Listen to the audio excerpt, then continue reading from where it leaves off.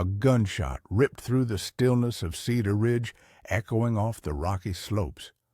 Arthur held his breath, pressing himself into the snow. It felt as if the sound had carried for miles across the silent, snow-covered back country. "That's it! I've given myself away!" A panicked thought flashed through his mind, but it was already too late. A magnificent bull elk, with antlers spread wide like an ancient deity, stood frozen just 20 yards away. Frightened eyes met human ones for a split second. Then the animal let out a piercing bugle, spinning around and churning the snow with its hooves. Arthur hadn't even registered whether he was aiming when his finger already pressed the trigger. "Damn it!" he swore, as the elk vanished among the centuries-old fir trees. Only then did he notice dark shapes, silently flitting after the deer. Wolves, 5 or 6 gray phantoms streaked past, ignoring the frozen man. In their minds there was now only one goal: wounded prey. Arthur slowly exhaled, watching the cloud of vapor dissolve in the frosty air. He had only 2 cartridges left in his belt. It was foolish to shoot like that, unprepared. But hunger was taking its toll. For the past 3 days he had eaten nothing but a handful of pine nuts, and that had made him reckless. Wasted a cartridge, he thought, mechanically reloading his rifle. But something compelled him to follow the wolf pack through the deep snow. Perhaps hope that the predators would finish off the wounded animal and he would get at least a little meat, or simply the nagging curiosity that had troubled him for 3 years of isolation. Before we begin, tell us where you're from, subscribe, like, and watch till the end. Here we go. The scene that unfolded before Arthur in the small forest clearing seemed unreal, as if painted by a talented artist. The fallen elk lay on the white canvas of snow, and around it, like gray guardians, the wolves were spread out. They were breathing heavily, tongues lolling out to the snow. Noticing the man, the predators backed away, baring their teeth, but their eyes held more than just the animalistic madness of hunger. There was also fear and exhaustion and a strange understanding. Today, this kill would be enough for everyone. Arthur involuntarily felt a connection to something ancient, primal, the hunter, the prey, and those who helped bring it down. In that moment, he felt himself a part of the wilderness, its laws, and its breath. Ecstasy washed over him. He cried out, jumping in place like a child. For the first time in months, his face twisted into something resembling a smile, the scar over his left eye twitching nervously. Luck, incredible luck. A mountain of fresh meat meant survival amidst the endless winter. Arthur cautiously approached the carcass. On the elk's outstretched neck, a small entry wound was visible. The bullet had passed clean through, hitting the jugular vein. The animal hadn't gone far, losing a lot of blood, and the wolves had finished the job. The wolves watched from a respectful distance as Arthur, pulling out his hunting knife, began to cut out the best pieces of meat. He worked quickly, trying not to think about the hungry predators nearby. His rucksack gradually filled with the precious bounty. Suddenly, as if on command, the wolves tensed, rose to their feet, and vanished into the woods. All but one. A young wolf with a silvery undercoat remained lying on the bloody snow. Only now did Arthur notice that the animal's hind leg was practically torn off. Apparently, the dying elk's last antler strike had found its mark. Their eyes met. Man and predator stared at each other without fear, only with some strange mutual understanding. In the wolf's eyes was pain, but no malice, no despair. It seemed to accept its fate with a dignity that any human might envy. "They abandoned you, brother," Arthur said softly. "The weak in a pack are a burden to all." He wanted to leave, abandoning the wounded animal. Such was the law of the wilds. Only the strongest survive. But something held him back. Some inexplicable connection had formed between them in that moment. Two outcasts in the middle of a boundless, snowy wilderness. Arthur remembered how, 3 years ago, he himself had been dying of hunger and cold when old Mr. Peterson had found him half dead in a snow-buried tent.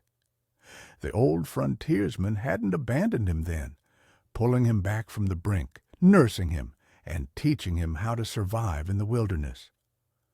"Well, here goes nothing," Arthur grumbled, approaching the wolf.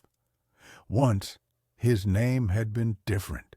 Major Arthur Sterling, Special Forces, a terror to insurgents, a man whose name was whispered even by his seasoned comrades. 9 combat operations, 3 medals, an unyielding commander's reputation, and then everything collapsed in an instant.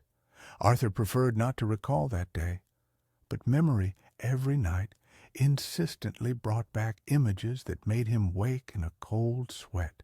A musty basement, the smell of blood and gunpowder, children's screams, a firefight, and then only despair and emptiness. A court-martial had handed down the verdict, 12 years of hard labor for exceeding authority and the deaths of hostages. His former own had turned away. The stakes were too high. But he never made it to prison. The transport overturned on a mountain road, giving him a fleeting chance at freedom. For 3 months he made his way east, changing his appearance, his papers, his vehicles, until he chanced to meet old Mr. Peterson in a remote wilderness settlement. The old man, as if discerning something in the stranger's eyes, simply offered, "The wilderness will forgive everything, son. If you want, come with me. I have an old weather station up on Cedar Ridge. No one goes there for years." Thus began 3 years of solitude, 3 years of struggling with himself and the harsh nature. Mr. Peterson became his teacher, his father, and his only companion in the boundless wilderness. He taught Arthur everything: how to track game, how to set traps, how to weather a blizzard in a snowdrift, how to carve simple survival tools from pine, and most importantly, he gradually restored his will to live, which he seemed to have lost forever after that fateful day. But almost a year ago, the old man went into the wilderness and never returned. Arthur searched for him for 2 weeks until the snowfalls began. Now he was utterly alone. These memories rushed through his mind as he looked at the wounded wolf. Something subtly familiar was in those eyes, the same hidden fire, the same readiness to accept any outcome that he saw in his own reflection every morning. "Well, my friend, they say a wolf's legs feed him," Arthur chuckled hoarsely, "and you're almost one short now." He gently placed his hand on the wolf's head, expecting it to try to bite. But the animal merely twitched an ear weakly and closed its eyes as if accepting help. Sighing, Arthur shed his heavy rucksack filled with meat and carefully lifted the wolf from the ground. It weighed less than he expected, still young, perhaps only 2 years old at most. The wolf whimpered in pain, but didn't resist. "Hang in there, little fella," Arthur mumbled, shifting his unusual burden for comfort. "We need to make it back before sunset. Even the forest spirits freeze out here in February nights." With each step, Arthur grew more doubtful of his decision. Carrying both the wolf and the meat-filled rucksack was a real challenge, even for his trained body. Every 100 yards he had to stop to catch his breath. Sweat stung his eyes and his back burned with effort, but some stubbornness prevented him from abandoning the wounded animal. This is how our story begins. In the middle of the snowy wilderness, where a man carries a wolf, his age-old enemy, and for miles around there isn't a soul. Just a little further, almost there, Arthur murmured, more to himself than to the wolf. Dusk was deepening, turning the white silence into a blue-purple infinity. The frost was growing harsher. Each inhale burned his lungs. Each exhale produced a cloud of vapor.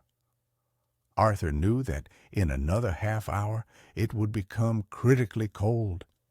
If they didn't reach the weather station by nightfall, spring bears would find both of them by morning. The wolf in his arms was breathing with increasing difficulty. Blood from the wound was oozing slower, a bad sign. Perhaps it was freezing. Finally, between the trees, the silhouette of a squat building appeared. The former weather station was a concrete structure, half buried into the side of a hill. Over 3 years, Arthur had transformed it into a true sanctuary, insulating the walls with moss and hides, building a makeshift stove from a metal barrel, and stockpiling firewood. It was his fortress, his only home. Struggling, he opened the heavy door, carried the wolf inside, and carefully laid it on his bunk, wooden sleeping platforms covered with deer hides. He tossed the rucksack of meat into a corner. He'd deal with it later. The immediate task was more important. His hands trembled as he lit the homemade kerosene lamp. The dim yellowish light snatched the interior of the dwelling from the gloom. Walls hung with snowshoes, traps, and bundles of dried herbs. The stove in the corner, a roughly built table, a couple of plank shelves with meager supplies. The only hint of his past life was a tattered poetry book and an army compass he always carried in his pocket. Now, Arthur frantically rummaged through a birch bark box where he kept his first aid kit, a set of needles of various sizes, nylon thread, a bottle of moonshine for disinfection, and several small bags of herbs gathered according to Mr. Peterson's instructions. He wasn't a veterinarian, but he had often seen the old frontiersman stitch up his hunting dogs. Besides, in special forces, everyone was taught basic field surgery. The difference between a human and a wolf wasn't so great when it came to simple tissue repair. The wolf lay still, only its eyes tracking the man's every move. In them was not so much trust as submission to fate. It was a young male with an unusual silvery undercoat on its chest, a coloring Arthur had never seen before.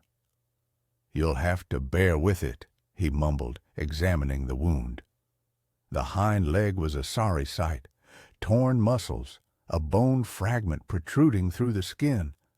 But the main thing was that the tendons seemed intact. That meant there was a chance the animal could walk if everything healed correctly. Arthur cleaned the wound with moonshine. The wolf flinched and let out a low growl, but made no attempt to bite. Then, clenching his teeth, the man began the painstaking work, stitching the torn tissues in the dim lamplight.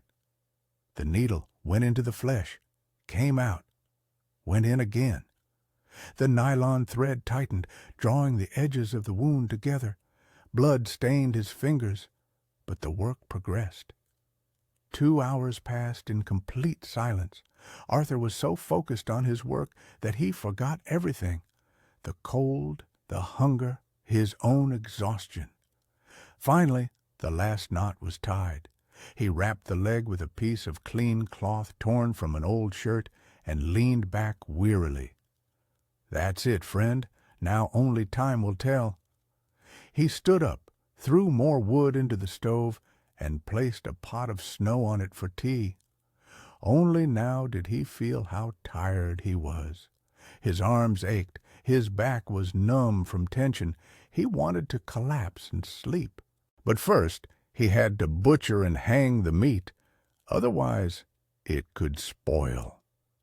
Another 2 hours were spent cutting up the game and hanging the pieces on special poles near the ceiling, where the dry air from the stove could gradually cure the meat.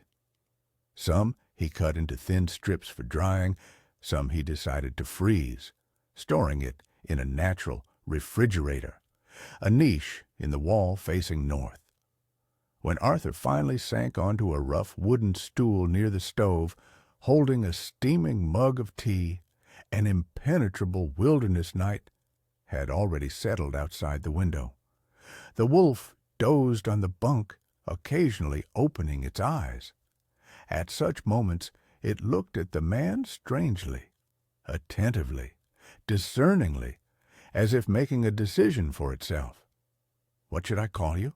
Arthur asked, sipping the scalding tea. "You must have a name." The wolf raised its head, perking its ears, as if truly understanding human speech. "Gray? Too common. Wolfie? A bit childish." Arthur pondered. "You know what? You'll be outcast, like me, a wanderer without a home or a pack." At the sound of the last word, the wolf unexpectedly let out a quiet whimper, as if remembering something painful. "So it's settled," Arthur nodded. "From tomorrow, you're outcast." That night he dreamt of Mr. Peterson. The old frontiersman stood on a snowy ridge, leaning on his indispensable cedar root staff, looking into the distance. The wind ruffled his gray beard.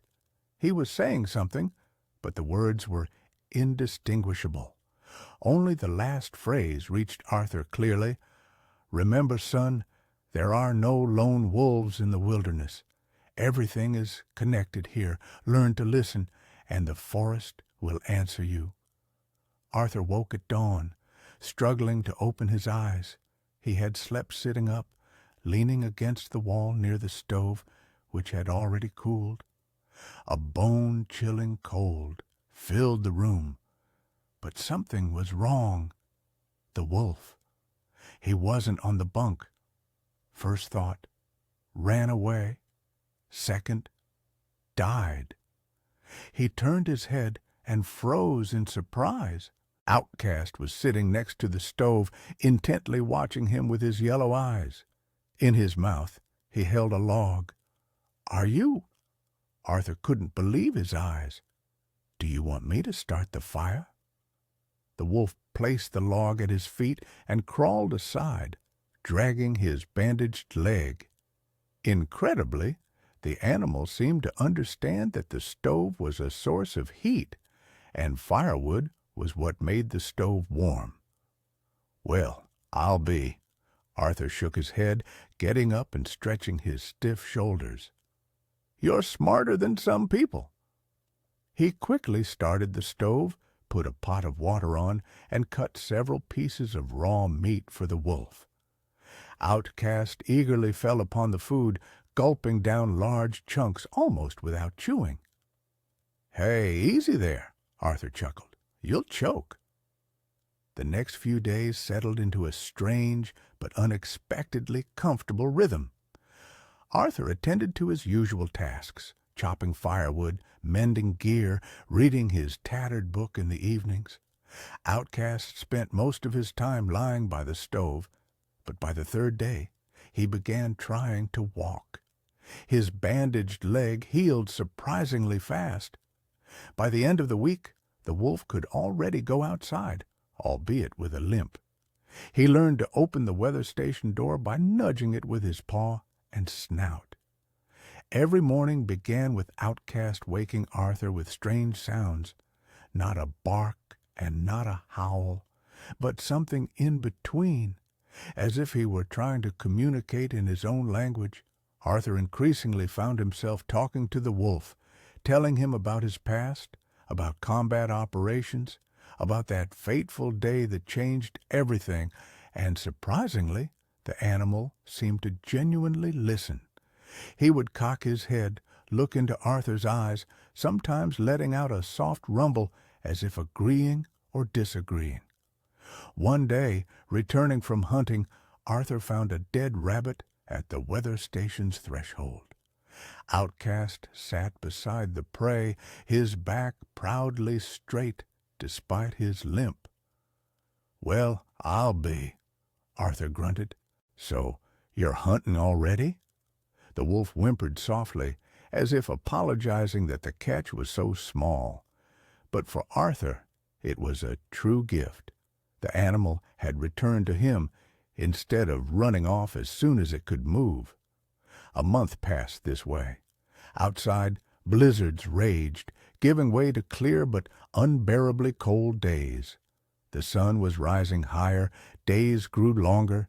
Spring was approaching, though true warmth was still far off. Outcast grew stronger. The wound had healed, though he would never be able to fully straighten his leg. The limp would remain for life. But this did not hinder him from being an astonishingly agile hunter. Now, every day, he brought something, a rabbit, a grouse, and once even a young deer, which he had apparently driven into deep snow. Arthur often walked with the wolf in the surrounding area, watching him bound through the snow, scattering white plumes with his paws. At such moments, it seemed to him that he saw true joy in the animal's eyes, that primal, untainted joy of existence that humans had long lost. Sometimes in the evenings, Outcast would sit by the door and whine softly, gazing towards the forest. Arthur knew the animal missed its pack. No matter how close their strange bond had become, the wolf remained a wolf, a creature for whom family, pack, meant more than anything else in the world. "Missing them, old friend?" Arthur would quietly ask when the wolf began its soft song. "I understand. I miss them too sometimes. People. My old life." He never tried to keep Outcast. The door always remained slightly ajar so the wolf could leave if it wished. But it did not. Perhaps it understood that its limp meant it wouldn't survive in a pack, or perhaps it had found something more in the human than just a source of food and warmth. March brought the first thaws. The snow became soft. The crust no longer held. Walking became more difficult, but life awakened in the forest. The first returning birds sang, squirrels stirred in the pine trees, and chipmunks emerged from their burrows. It was then that the encounter Arthur would remember for the rest of his life took place. The day was sunny, almost spring-like warm. He and Outcast had gone to the distant foothills of Cedar Ridge. Arthur wanted to check if there were any signs of old Mr. Peterson there. The wolf ran ahead, occasionally stopping and looking back, making sure the man wasn't falling behind. In one spot, where a ravine climbed steeply, Outcast suddenly froze, the fur on his scruff bristling. He let out a low, guttural growl, a sound Arthur had never heard before. "What is it?" He approached the wolf, peered into the thicket of young cedars, and saw a bear. A huge brown bear, the lord of the wilderness, stood on its hind legs, swaying and sniffing the air. A rogue bear. A bear that hadn't denned for winter, the most dangerous creature in the wilderness. Driven mad by hunger and sleeplessness, such an animal attacks everything living in its path. Arthur slowly reached for the rifle slung across his back. 2 cartridges. Only 2 cartridges in case he missed. You didn't mess with a rogue bear. This half-ton monster could decapitate an elk with a single swipe of its paw. "Quiet, Outcast," he whispered, but it was too late. The wolf did the unthinkable. He lunged forward directly at the bear, filling the forest with furious snarls. In that moment, The predator seemed a third the size of its opponent, but there was not a trace of fear in it. "Stop!" Arthur cried, raising his rifle. The rogue bear dropped to all fours and, with unexpected speed for its bulk, charged towards the wolf. A collision was inevitable. Arthur took aim, held his breath, and didn't shoot. Something stopped his finger on the trigger. At the same instant, Outcast executed an incredible maneuver. Instead of attacking head-on, he sharply veered aside, a feint that made the bear miss. Now the wolf circled the rogue bear's massive body, taking lightning-fast snaps at its hind legs and immediately leaping back. This was an ancient tactic of a wolf pack, to wear down large prey, to make it make a mistake, to expose itself. But Outcast was alone. He lacked the brothers who would attack from other sides. The bear roared with fury as sharp fangs once again sank into its hind leg. It spun around, and with a powerful swipe of its clawed paw, it nearly took the wolf's head off. Outcast managed to jump back, but the bear didn't stop. Seeing its small opponent retreating, the rogue bear lunged forward. Now it was just a leap away from the limping wolf. Arthur understood. It was time. He raised his rifle, aimed at the animal's massive head, and fired.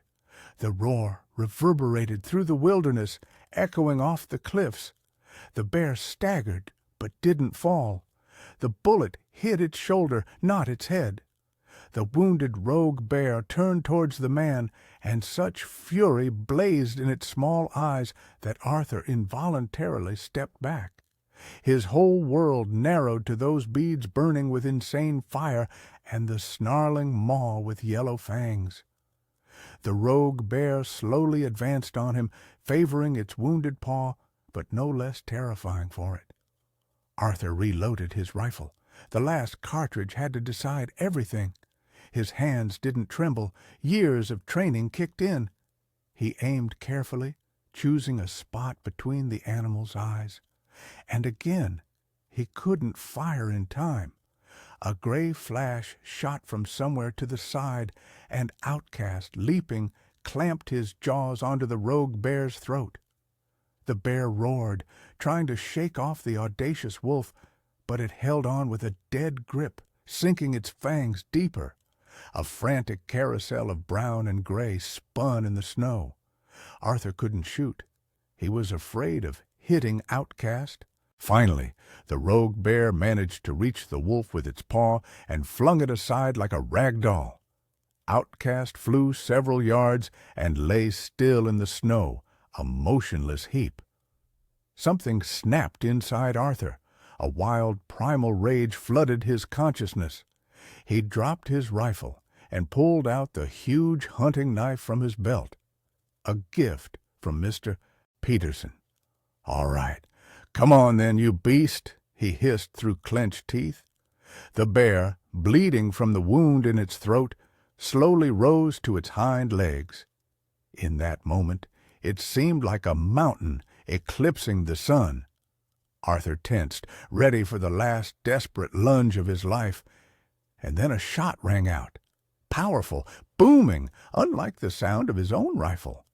The rogue bear jerked, swayed, and crashed forward, almost crushing Arthur. In the ensuing silence, only heavy breathing was audible. But it wasn't his own. Arthur slowly turned his head and saw Mr. Peterson. The old frontiersman stood 10 paces away, leaning on his indispensable cedar root staff. In his hands he held an ancient double-barreled rifle, a powerful weapon whose shot seemed to shake the entire wilderness. "Hello, son," the old man said simply, as if they had parted yesterday, not a year ago. "I see you haven't missed me." Outcast was alive, battered, with new wounds added to his limp, but alive. When Arthur rushed to him, the wolf opened its eyes and weakly wagged its tail, as if apologizing. "Sorry, I couldn't handle it alone." "You idiot," Arthur whispered, gently lifting the animal into his arms. "Why did you go for it? I didn't ask you to." "He wasn't doing it for you," Mr. Peterson's voice said from behind them. "He was repaying a debt." "What debt?" Arthur didn't understand, laying the wolf on his jacket, spread on the snow. "Remember you said he was from a pack?" The old man pointed at the bear. "That's the rogue bear who broke up their family, killed 3 pups, and mortally wounded the alpha, his father. This pup was the only one who survived, so he took his revenge as best he could." "How do you know?" Arthur marveled, examining Outcast's wounds. Nothing fatal, but without help, it could get worse. "I know a lot, son." Mr. Peterson chuckled into his beard. "I've been watching that pack for 3 years, and I've been tracking this rogue bear since last spring. He's caused a lot of trouble around here." The old man helped Arthur bandage the wolf with a strip of his shirt, and together they started back. Mr. Peterson carried his rifle and staff. Arthur carried the wolf. The old man promised to return for the bear's carcass the next day with a sled to retrieve the valuable hide and meat. "So, where have you been all this past year?" Arthur finally asked when they stopped to rest. "I looked for you. I thought you'd gone to a better place." Mr. Peterson was silent for a long time, gazing at the snowy peaks of Cedar Ridge. Then, as if making up his mind, he turned to Arthur. "I'll tell you, son. I'll tell you everything. But not now. First, we need to tend to the animal and reach the cabin. It'll be dark soon. One thing I'll say, it wasn't my choice to disappear. Something unexpected happened." Arthur didn't ask any more questions. That evening, when they were warm inside the weather station, the stove lit, and Outcast's wounds tended, Mr. Peterson began his story. "Remember, I went to check my traps in the North Gully? Well, I stumbled upon some strange people there, not sure if they were geologists, but they had some kind of equipment, instruments. They came in by helicopter. I, old fool that I am, went up to them thinking maybe they needed help." The old man sipped his hot tea and continued, "And they tied me up and put me on that same helicopter, and off we went. Turns out they were some government agents looking for something secret in our mountains. Military satellites had crashed or something. I didn't get into the details. The main thing was, they took me for a spy, saying, 'What's an old man doing alone in the deep wilderness? Who does he work for?'" Arthur flinched.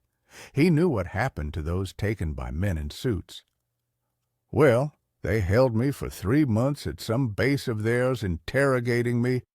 Then they must have realized I was just an old hermit, and they let me go. But I had to make my own way back to the weather station. The helicopter, you see, was urgently called away on other business. So I wandered all those months, living here and there. Luckily, I know the wilderness like the back of my hand." "But why didn't you come back right away when they released you?" Arthur frowned. "They released me right when the first snow fell, and I'm old now, can't move fast. And I had to work odd jobs as a trapper to keep from starving. Traded furs for food in the villages. So that's how it happened. I only just made it back." Mr. Peterson fell silent, gazing into the stove fire. Arthur felt that the old man was holding something back, but he didn't press him with questions. Everyone has a right to their secrets, especially a man who had become closer to him than a father. Outcast lay by the stove, his head on his paws, listening intently to the men's conversation. Sometimes he whimpered softly, as if commenting on what he heard. "And you've done well, son." Mr. Peterson said unexpectedly, looking around the dwelling. "I confess I was afraid you wouldn't last alone. But you not only survived, you've even tamed a wolf. Not everyone can do that." "He tamed me," Arthur chuckled. "I found him with a broken leg, and he repaid me 100-fold. Without him, I probably would have gone crazy out here alone." "You won't survive alone here." The old man nodded. "Everyone depends on someone else. Man on beast, beast on man. The old natives say, the forest is a single being, and we are all its particles." Arthur remembered his dream, where Mr. Peterson had said, "There are no lone wolves in the wilderness. Everything is connected." "You know," he suddenly said, "when you disappeared, I thought about giving up everything and turning myself in. I thought I wouldn't survive alone. But then I decided that would be a betrayal. To you, to myself. So I stayed." "And you made the right choice," Mr. Peterson said firmly. "There's no blame on you, son. I know everything about what happened. It wasn't you who should have been judged, but those who gave the order. You were a soldier. You followed orders." How do you know?" Arthur asked, his voice hoarse. He had never told the old man the details of that day, about the hostages and the court-martial. Only in general terms, that he was wanted and accused of a crime he didn't commit. "They told me," Mr. Peterson replied mysteriously. "People who wish you well." "What people?" Arthur tensed. "Don't be afraid, son. No one will betray you or take you away. On the contrary, there are people who want to help you, to clear your name, to bring you back to a normal life." Arthur shook his head in disbelief. "There's no power on earth that could do that. I was officially tried and convicted, declared a fugitive after escaping." "And I say there is," the old man stubbornly repeated. "The world is changing, son. The people who were in power then are no longer. Others have come, and much is being reevaluated, including that battle in that town." "It can't be," Arthur whispered. "Too good to be true, simply impossible." "I wouldn't say it if I wasn't sure." The old man placed a wrinkled hand on his shoulder. "They used me as a go-between. They wanted to contact you through me. That's why they held me so long, and then they agreed to let me go if I delivered the offer to you." "What offer?" Arthur asked hoarsely. "For you to return and give testimony, to tell the whole truth about that day, about the orders you received, not as an accused but as a witness, and then you'll be rehabilitated, your rank and awards restored, and you'll be a free man." Arthur jumped up so suddenly that Outcast raised his head in alarm. "Fairy tales!" he shouted. "Who would believe a fugitive? Who needs my truth? I'd rather die out here in the wilderness than end up behind bars again." "Sit down," the old man said calmly, "and listen to the end." Something in his voice made Arthur obey. He sank back onto the stool. "I wouldn't tell you this if I didn't have guarantees," Mr. Peterson continued. "You see this?" He pulled a worn leather wallet from his inner pocket and extracted a piece of paper, folded into quarters, with an official seal. "This is an official letter from the district attorney's office. It states that the case of former Major A.M. Sterling is being reviewed in light of newly discovered circumstances, and that Major Sterling is guaranteed full safety if he appears to give testimony." Arthur took the document with trembling hands. The seal, the signature, all authentic. Incredible. Unthinkable. But how? Why? He couldn't find the words. Why they decided to review the case? Mr. Peterson shrugged. "I don't know that. Maybe one of your former comrades had a conscience and spoke up. Maybe something else. But the fact is, you're being given a chance to clear your name, and I advise you to take it." Arthur was silent, unable to believe what was happening. For 3 years he had lived like a hunted animal, fearing every rustle, every encounter with people.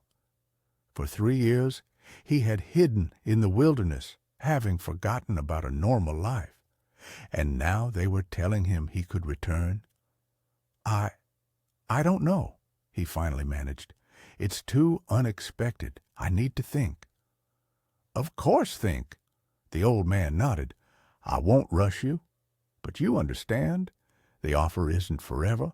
People are waiting, risking for you." Outcast suddenly got up, limped over to Arthur, and laid his head on his lap, looking into his eyes. And in those yellow eyes was something very wise, almost human. "Even the animal is advising you," Mr. Peterson smiled, "and animals rarely make mistakes." That night Arthur barely slept. Thoughts swirled in his head, giving him no peace. Return to the world of people? Trust the promises of distant officials? Risk his freedom, his life? But then again, what was holding him here? Yes, he had learned to survive in the wilderness. Yes, he had grown accustomed to solitude. But was this what he had dreamed of? Was this how he had imagined his life when, as a boy, he entered the military academy, dreaming of heroism and glory? By morning he had made his decision. When the first rays of sun penetrated the small window of the weather station, Arthur was already packing his things.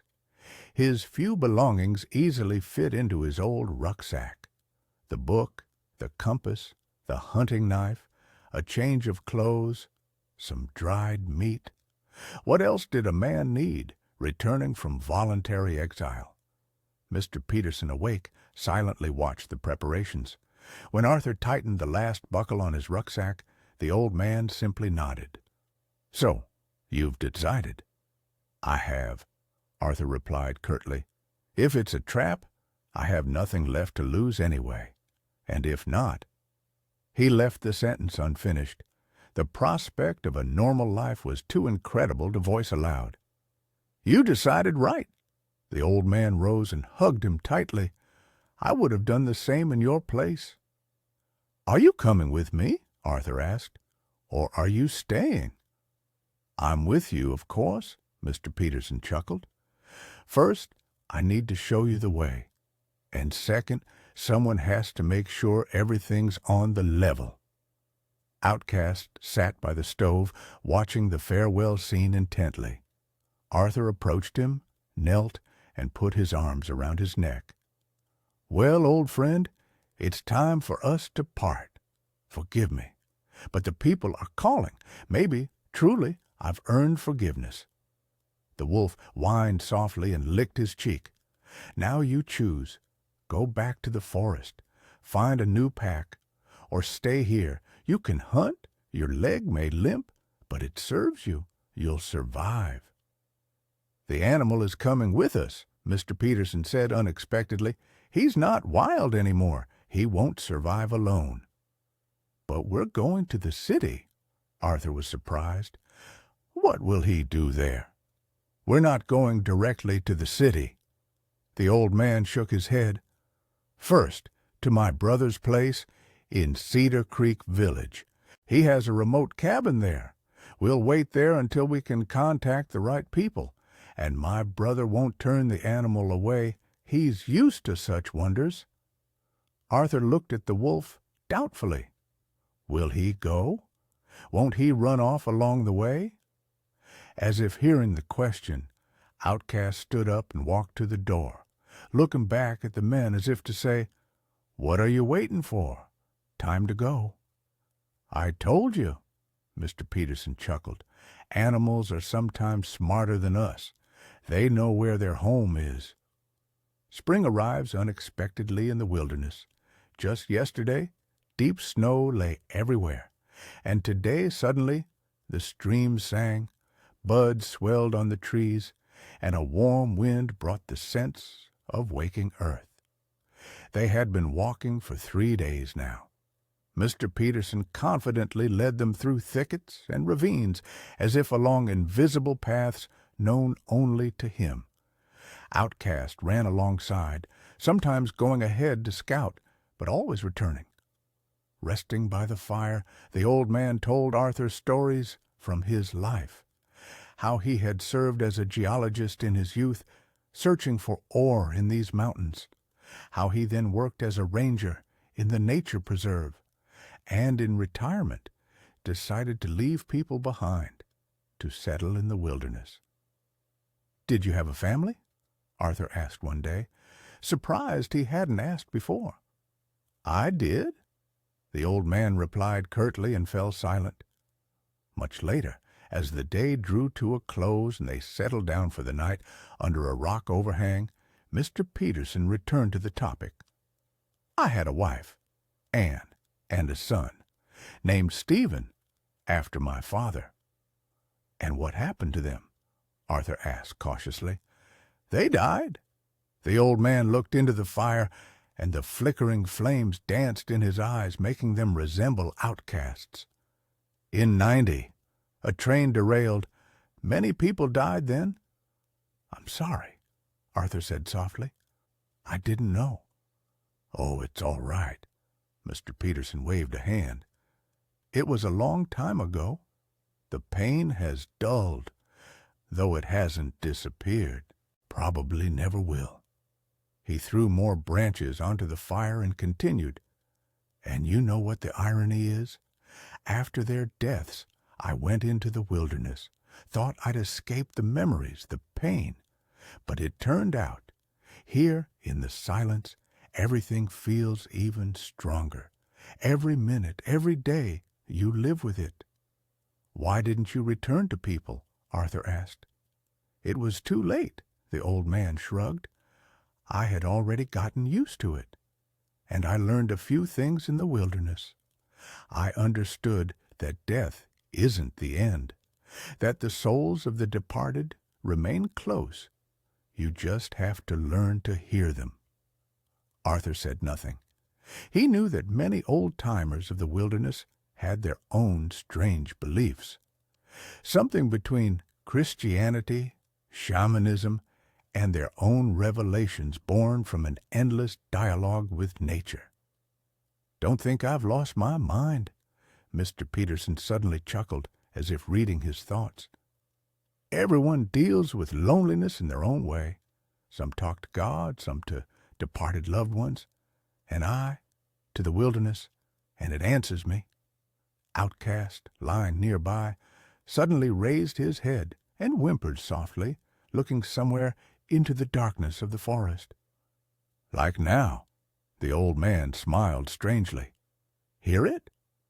Arthur strained his hearing, but heard nothing but the crackling of the campfire and the distant hoot of an owl. "No," he admitted honestly. "What am I supposed to hear?" "It doesn't matter," Mr. Peterson shook his head. "You'll learn yet, if you want to." The next day, they reached the outskirts of Cedar Creek Village. The first thing Arthur saw was an old leaning sign with a name. Then unfolded the panorama of a typical frontier village. Several dozens of houses scattered at the foot of a hillside, a small church with a gleaming dome, a field where tractors had already begun working. Outcast stopped at the edge of the forest, sniffing cautiously. His posture expressed extreme apprehension. The fur on his scruff bristled, his ears pressed back against his head. "He won't go any further," Mr. Peterson observed. "He smells people. He's scared." Arthur knelt beside the wolf and stroked its tense back. "Hey, friend, what's wrong? You came all this way, and now you're chickening out?" Outcast whimpered plaintively, flicking his gaze from Arthur to the village and back. In his eyes was a real struggle, the desire to stay with the human fought with primal fear of the unfamiliar sense of civilization. "Maybe let him wait here," Arthur suggested to the old man, "and we'll come back for him later." Mr. Peterson thoughtfully scratched his beard. "No good. The village dogs will scent him. They'll come running. They'll kill him. Or the men with rifles will go tracking wolves. No, either he comes with us or he goes back to the wilderness. I feel for him, but that's life. Everyone has to choose their own pack." Arthur looked into Outcast's eyes and saw his own reflection there, standing at a crossroads between the wild forest and the world of people. The wolf embodied his own doubts, his own fear of returning to civilization. "Let's try to figure something out." Arthur didn't give up. "Maybe," he looked around, "maybe we can go around the village, through that ravine, and get to your brother's place from the other side where there are fewer houses." The old man looked doubtfully in the indicated direction. "We could try, but it'll be a long detour. We won't make it before dark." "We will," Arthur said firmly. "I can walk fast." They set off, bypassing the village in a wide arc. Outcast, feeling that the threat of encountering many people was postponed, calmed down a bit and now trotted ahead, sniffing and listening to unfamiliar noises and smells. The sun was already setting when they finally reached a lone cabin on the outskirts of Cedar Creek. The house stood on a rise, surrounded by old larches, and looked more like a hunting lodge than an ordinary village dwelling. A sturdy palisade around the yard, outbuildings, a bathhouse. Everything indicated that the owner was a solid, self-reliant man. "We're here," Mr. Peterson exhaled. "My brother Ivan lives here. 3 years older than me, but still strong. They respect him in the village." They approached the gate, and Outcast froze, hesitant to go further. Fear reappeared in his eyes. "Hold on, who goes there?" A hoarse voice suddenly rang out, and a tall, gray-haired old man with a double-barreled shotgun stepped onto the porch. Despite his age, he stood straight and confident. "Matthew, is that you?" "It's me, brother, it's me," Mr. Peterson called back. "Put down your gun. You're not hunting a bear." Ivan looked at the newcomers with distrust, but he lowered his shotgun nonetheless. Suddenly, he noticed Outcast, frozen in the shadow of the trees. "What's that animal?" He squinted. "Don't tell me you brought a wolf to my place." "Not just any wolf, but a special one," Mr. Peterson replied, unperturbed. "This wolf saved a man from a bear, and this man," he nodded towards Arthur, "nursed him back to health in return. Now they're practically brothers." "Well, I'll be Matthew." The elder brother shook his head. "I thought you get smarter with age, but you're still full of surprises." But in his voice there was no anger, no real disapproval. Rather, the familiar grumbling of a man long accustomed to his younger brother's antics. "Come on in," he waved his hand. "Bring your animal, too. Just make sure he doesn't go near the chicken coop. My rooster is mean. He'll peck out your eyes, whether you're a wolf or a bear." Outcast, as if understanding the conversation's meaning, cautiously followed the people into the yard. He stayed as close as possible to Arthur, almost pressing against his legs and nervously twitching his ears at every new sound. Inside, the cabin was more spacious than it looked from the outside. Clean, scrubbed floors, icons in the corner, a large stove that occupied a third of the room. On the walls, hunting trophies, elk antlers, a lynx skin, a stuffed capercaillie. Everything indicated that the owner was well off and lived in harmony with the wilderness. "Make yourselves at home," Ivan grumbled. "We'll have supper soon. Then you can tell me why you've come." He took a pot of fragrant stew from the stove, cut thick slices of homemade bread, and set out salted mushrooms and sauerkraut. Arthur suddenly realized how hungry he had become from the journey. The smells of real food, unfamiliar after months of meager rations, made his stomach clench in anticipation. Outcast also sniffed, but remained wary, not leaving Arthur's side. "Give the animal something, too." Mr. Peterson nodded. "Let him eat." Ivan sighed, but brought a large piece of dried meat from the cellar and threw it to the wolf. It didn't rush to pounce on the treat, continuing to watch the homeowner attentively. "Smart," Ivan grunted approvingly. "Not a fool to eat just anything from strangers. Go on, eat, don't be afraid." He addressed the wolf as if speaking to a human. "I don't poison my guests, even if they come to me on 4 legs." During supper, the brothers spoke little, mostly exchanging brief remarks about the weather, harvest prospects, and other village trifles. Ivan occasionally cast curious glances at Arthur, but asked no questions, as if, according to backcountry etiquette, waiting for the guest to volunteer what he deemed necessary.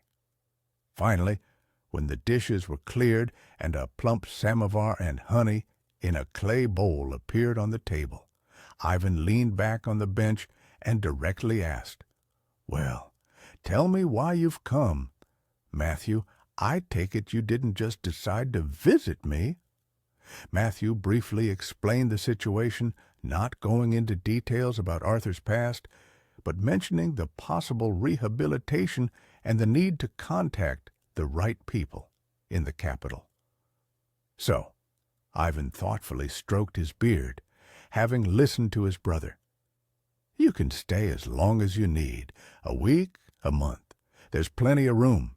As for your," he looked at Arthur, "situation, tomorrow I'm going to town. I have a friend there in the DA's office, a good man, a veteran. If anyone can help, he can. And to reach the capital, we have a post office in the village. There's a phone there. The connection's not always great, but it's worth a try." "Thank you, Ivan," Arthur nodded. "I won't forget this." "What debt?" The old man waved his hand.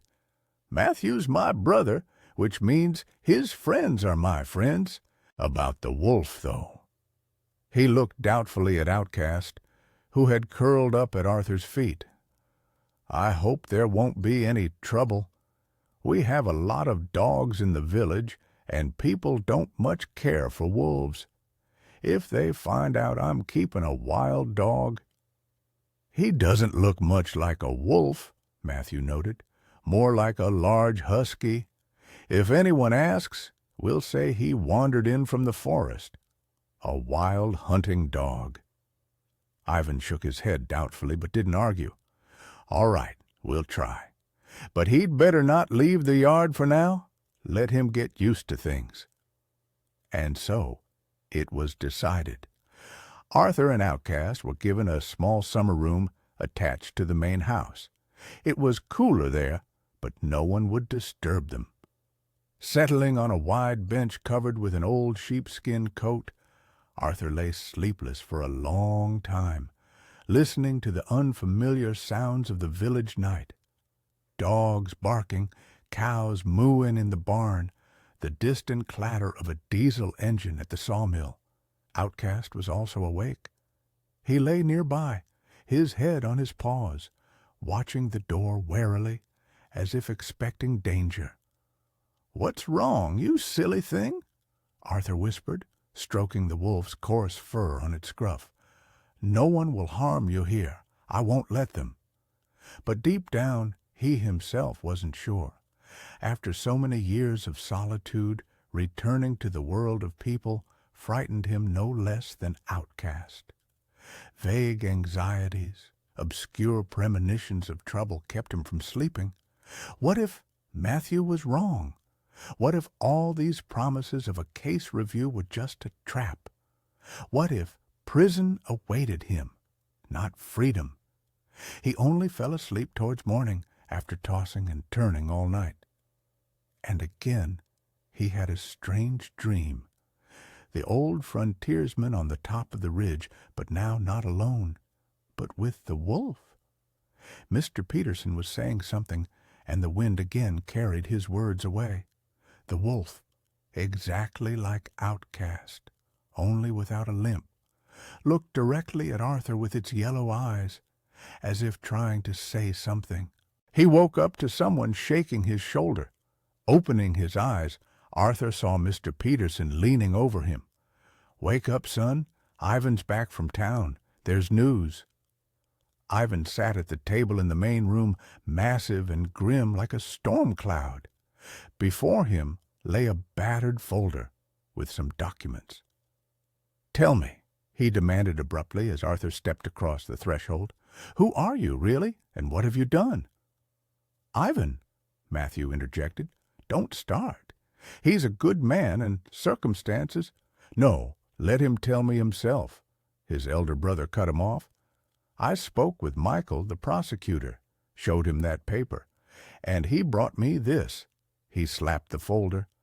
"An arrest warrant, in the name of Arthur Sterling, former major of the Vimple Special Forces Unit, accused of exceeding official authority, leading to the death of civilians, and also," he opened the folder, "of escaping custody and assaulting a convoy. 3 people died then, Arthur, 3 federal officers." Arthur swayed as if struck. He expected anything, but not this. "That's not true," he said, his voice hoarse. "I didn't attack the convoy.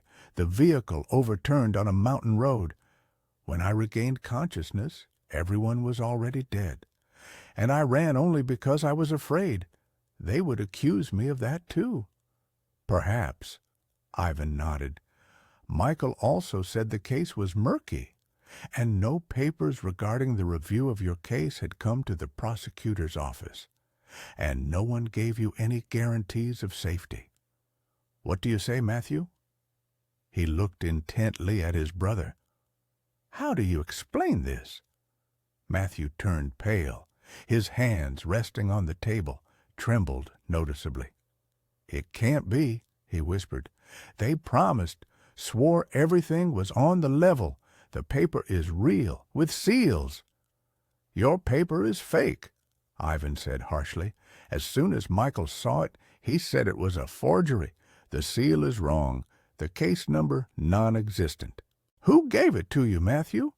And what really happened that year when you disappeared?" Matthew slumped, instantly aging 10 years. He was silent for a long time, then raised his eyes to Arthur. "Forgive me, son. They deceived me, both me and you." "Who are they?" Arthur asked softly, feeling everything inside him turn cold. "The people who held me," the old man swallowed, the words coming with difficulty. "I didn't tell you everything. They tortured me. They wanted me to lead you to them. At first I refused, but then—" His voice faltered. "Then I couldn't take it. I'm too old for such trials. And I agreed. They gave me this paper, said it was real, that you wouldn't be in any danger." Arthur listened, and everything inside him froze. His only friend, the man he had trusted implicitly, had betrayed him, lured him into a trap. "And you believed them?" he asked dully. "I believed," Matthew admitted, "or wanted to believe. Or maybe I was just tired of running, tired of living in fear that they would find me again. Forgive me, son. Forgive me if you can." Arthur silently turned and left the room. A lump was in his throat, preventing him from speaking. Only one thought hammered in his head: run, immediately, before it was too late. Outcast met him at the threshold of the summer room. The wolf seemed to understand everything without words. He whimpered softly and pressed against Arthur's leg as if trying to offer support. "Let's go," Arthur said curtly, picking up his rucksack from the bench. "Immediately." He quickly gathered his few belongings, slung the rucksack over his shoulders, and turned to the door. Ivan stood on the threshold with a shotgun in his hands. "Don't be a fool," the old man said calmly. "Where will you go now? It's night." "Anywhere," Arthur hissed. "Just away from here, and don't try to stop me." "I won't," Ivan shrugged, and to Arthur's surprise stepped aside, clearing the way. "Just listen first," Michael said. "Those who are hunting you, they're not from the DA's office. Some other people, possibly your former colleagues, and the reason isn't those civilians who died, but some classified matter you know too much about." Arthur froze. Classified matter? But the only classified matter he had been involved in was that ill-fated hostage rescue operation. What could be so important about it that they wanted to eliminate him 3 years later? "I don't understand," he admitted honestly. "Everything was clear there. Insurgents seized children in a school. We stormed the building. Something went wrong. Hostages died. I was made the scapegoat.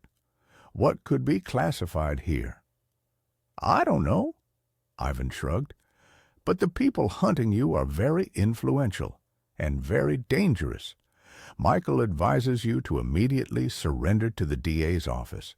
It's the safest place now, under the protection of the law." Arthur gave a bitter laugh. "The law? I've seen how it works. No, thank you. I'd rather go back to the wilderness. They won't find me there." Ivan shook his head. "They will, if they want to. Such people have long arms and good memories. But it's your decision, of course. I won't stop you. Just one last thing. My brother Matthew, even though he was scared, he didn't do it out of malice, not of his own free will, and now he's very upset." "Tell him I understand," Arthur replied curtly. "I bear no ill will, but I can't stay." He stepped towards the door, and Outcast followed, not a step behind. "At least leave the animal," Ivan suddenly said. "Where will you go with him? With a wounded leg, he'll only be a burden." Arthur turned and looked intently at the old man. "He never betrayed me, unlike people, so he's coming with me." He stepped into the yard. The night was dark, moonless. Somewhere in the distance dogs barked, but otherwise the village seemed deserted. Arthur quickly crossed the yard, heading for the gate in the far corner of the fence. Outcast followed him like a shadow. Suddenly, from the direction of the house, Matthew's alarmed voice rang out. "Arthur, wait! I have something to tell you." Arthur didn't stop. He didn't want to hear any more excuses, didn't want to see the man who had betrayed his trust. He was already reaching for the latch of the gate when a loud gunshot ripped through the air. Something hot seared his shoulder. Arthur instinctively hit the ground, rolling behind a woodpile. Outcast was beside him, the fur on his scruff bristling, a low guttural growl rumbling in his chest. "Don't move!" an unfamiliar voice shouted from the street. "Surround the house! He's somewhere here!" Several more shots rang out in the night. Arthur heard Matthew's cry, then a loud thud, as if something heavy had fallen to the ground. "Damn it! The old man got hit!"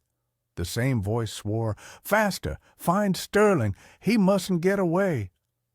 Arthur frantically looked around. The exit through the gate was cut off. There was clearly an ambush. The front door of the house was also covered. There was only one way left, through the vegetable patch towards the forest, visible as a dark strip beyond the village gardens. He gestured for Outcast to come closer and whispered into his ear, as if he could understand, "Follow me, quietly, just quietly." Crouching, They moved along the fence to the far corner of the garden. Arthur heard people with flashlights searching the yard, approaching the woodpile where they had just been hiding. The fence was low, easily cleared in a single jump. Arthur scrambled over it and immediately crouched in the tall grass. Outcast leaped easily after him, not even touching the top rail. Now they had to cross the open space of the gardens before reaching the safety of the forest. Arthur knew this was the most dangerous part of the journey. No cover, no way to disguise themselves. "Search the garden!" a voice came from the yard. "Someone climbed over the fence." A flashlight beam swept across the grass, approaching where they were hiding. Another moment, and they would be discovered. And then Outcast did what Arthur didn't expect of him. The wolf burst from the grass and, with a loud bark, darted in the opposite direction from where Arthur planned to run. "There! A wolf! Shoot!" someone shouted, and flashlight beams chased the gray shadow flitting among the garden rows. Arthur understood. Outcast was creating a diversion, giving him a chance to escape. His heart clenched with pain and gratitude, but time was precious. He rushed toward the forest, trying to move as quietly as possible. When he was no more than 20 yards from the trees, several shots rang out behind him, followed by a cry of pain, too human for an animal. Arthur froze, looked back. In the flashlight beams, he saw a dark figure sprawled on the ground. Outcast. For a moment, everything in him stopped. Rush back to his friend? Try to save him? But that would mean certain death.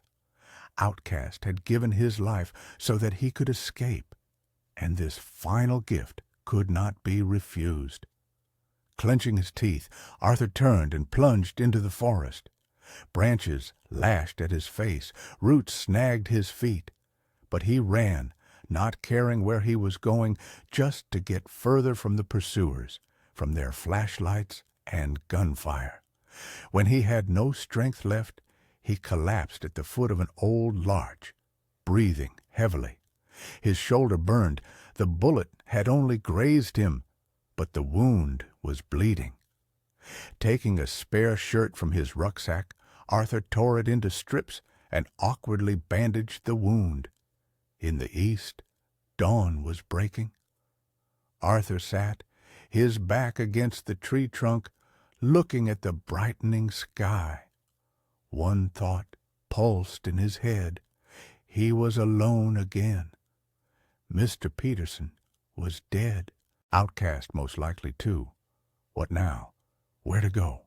And was there any point in continuing this endless flight? The silence of the morning forest was broken by a soft rustle. Arthur tensed, grabbing his knife, the only weapon he had left. The bushes, a few yards away, stirred, and from them emerged Outcast, limping on all four legs, his side bloody but alive. The wolf slowly approached Arthur and wearily lay down beside him, resting his head on his lap. "Alive," Arthur whispered, hardly believing his eyes.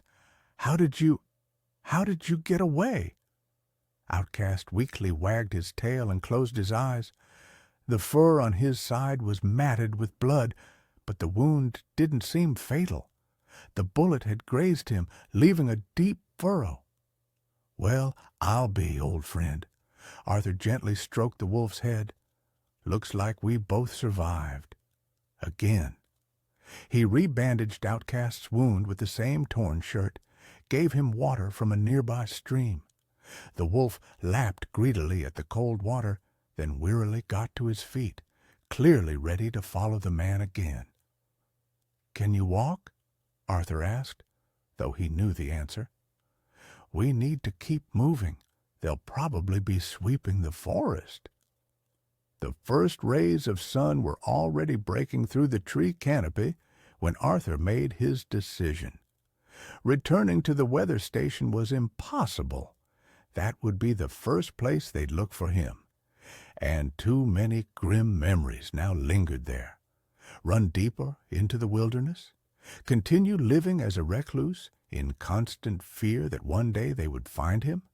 No, this had to end, once and for all. "Listen to me, outcast," he said, looking into the wolf's intelligent yellow eyes. "We're going a different way. Now I'll be the hunter, not the hunted." He remembered Ivan's words about the classified matter. What could be so important that they would hunt him 3 years after the court-martial? What did he know, see, or hear that posed a threat to someone so influential? And why didn't they simply kill him, but instead played out this elaborate scheme with Matthew, with the fake letter from the DA's office? Questions swirled in his head, finding no answers. But one thing Arthur understood clearly: to get answers, he had to go back to the beginning, to where it all went wrong, to that ill-fated operation. "We're going to Newstone," he said decisively, "where it all began." Newstone, a small mining town in the southern region, where 3 years ago that fatal school assault had taken place. Getting there on foot was unrealistic, too far. But if they reached the railway, Arthur knew that an old spur line used to transport timber ran through these parts. Perhaps they could discreetly hop onto one of the freight trains. Having made the decision, he felt an unexpected sense of relief. For the first time in 3 years, he wasn't running from something, but walking towards danger. And though the outcome of this path was unclear, at least the goal had become certain: to find the truth, to restore justice, and to end this endless nightmare, one way or another. Arthur checked his compass, estimated the direction, and headed southeast, towards where, according to his calculations, the railway line should be. Outcast, overcoming his pain, stubbornly stayed close, not falling behind a single step.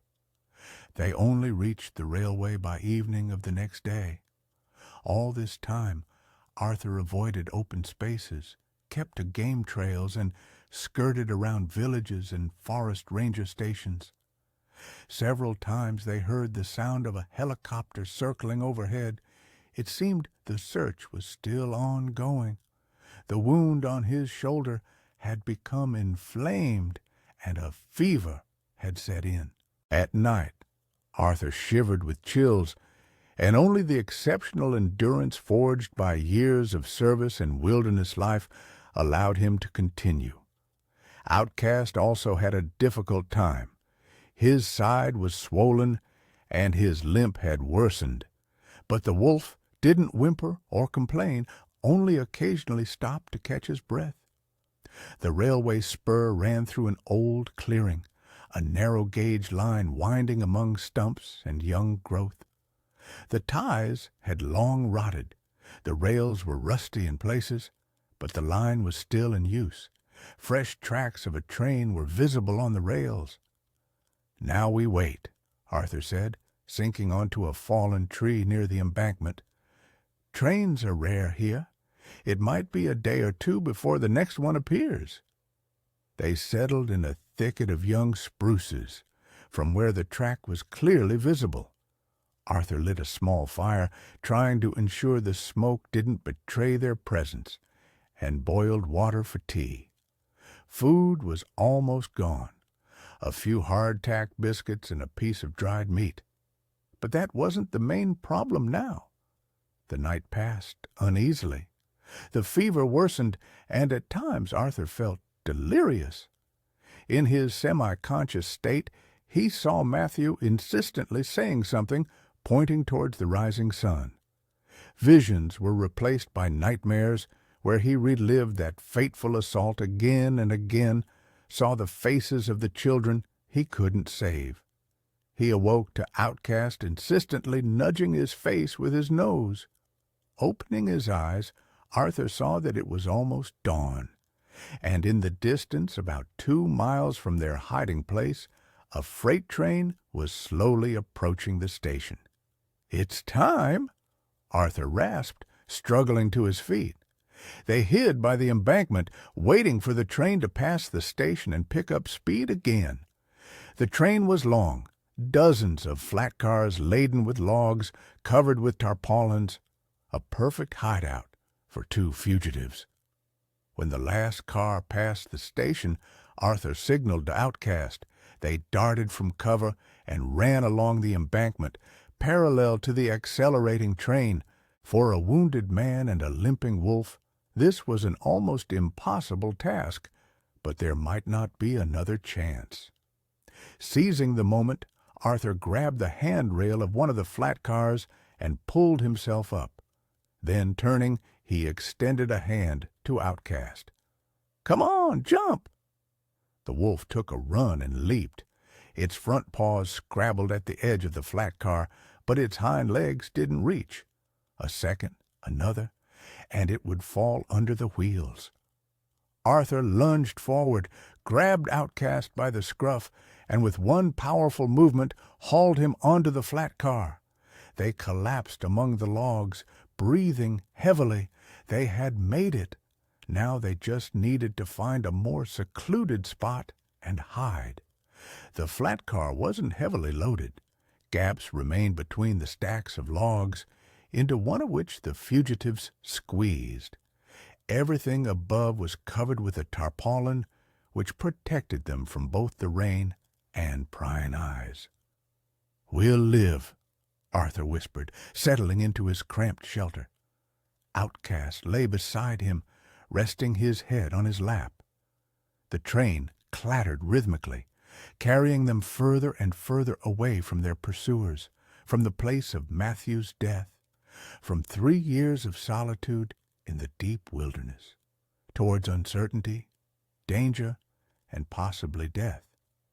But Arthur was ready for anything, only to reach the truth. New Stone greeted them with drizzling rain and a gray industrial landscape, a typical mining town, 5-story concrete panel buildings blackened with coal dust, slag heaps on the horizon, the smokestacks of a concentration plant spewing plumes into the sky. Jumping off the train as it approached the town, Arthur and Outcast took shelter in an abandoned depot near the freight station. They needed to assess the situation, plan their next moves, and, of course, treat their wounds, both his and the wolf's.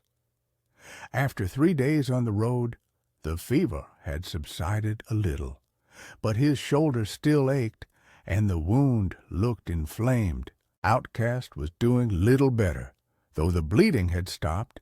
His side was swollen, and his fur was matted with dried blood.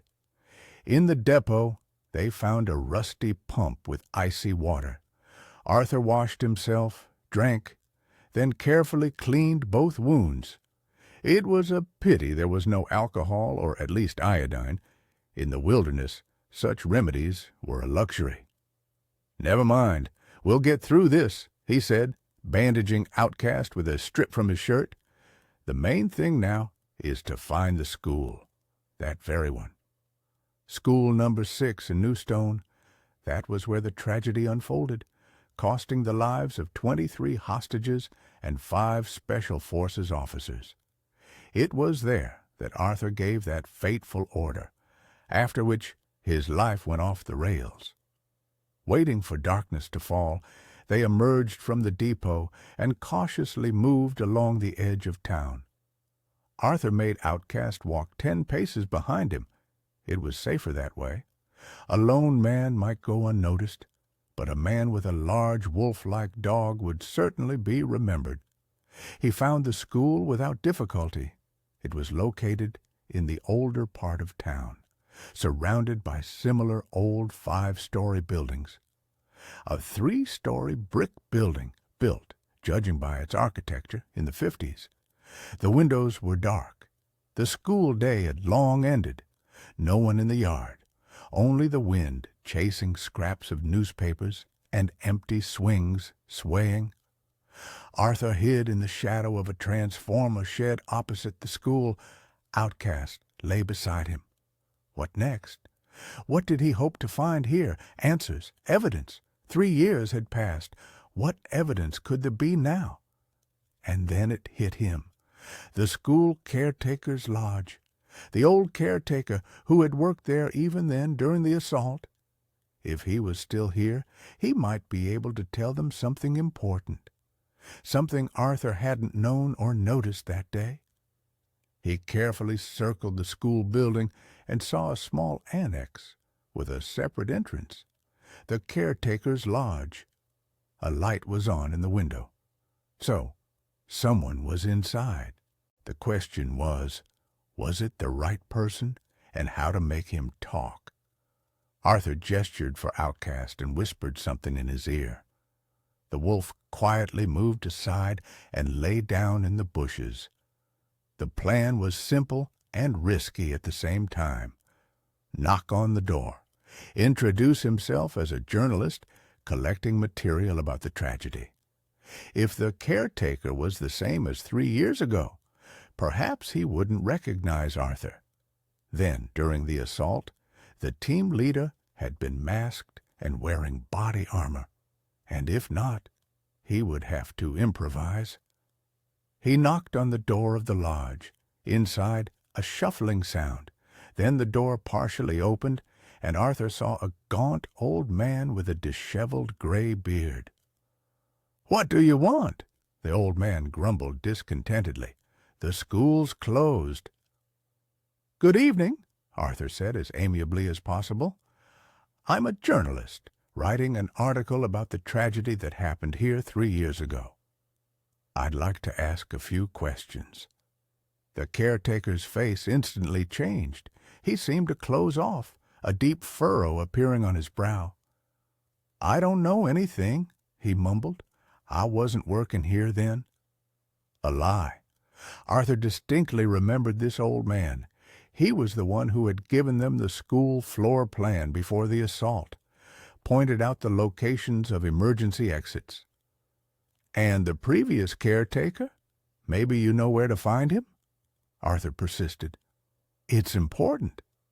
The old man hesitated, clearly unwilling to slam the door in the visitor's face, but also not eager to let him in.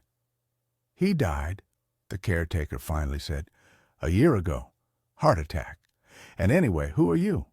What newspaper?" "The Western Star," Arthur replied at random. "May I come in? It's raining outside, and I'd like to record our conversation." The caretaker reluctantly stepped back, allowing him into the lodge. A small room, cluttered with toolboxes, an old cot, a table piled with newspapers, an antiquated television in the corner. "Have a seat?" The old man gestured to the only chair. "But I don't know how I can help. As I said, I wasn't working here then."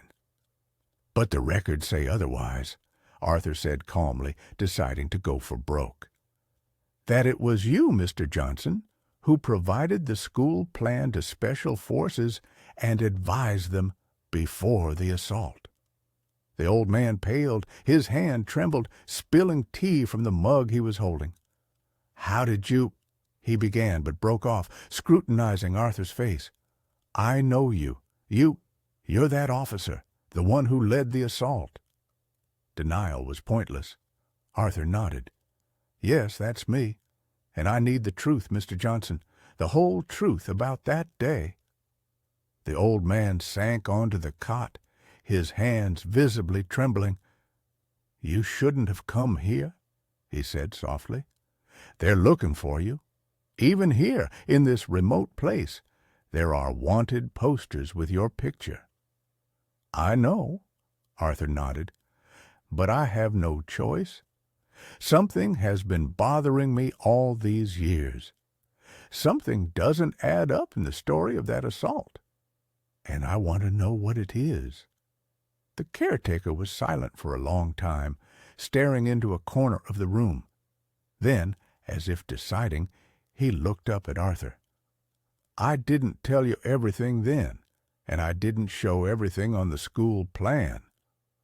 What exactly?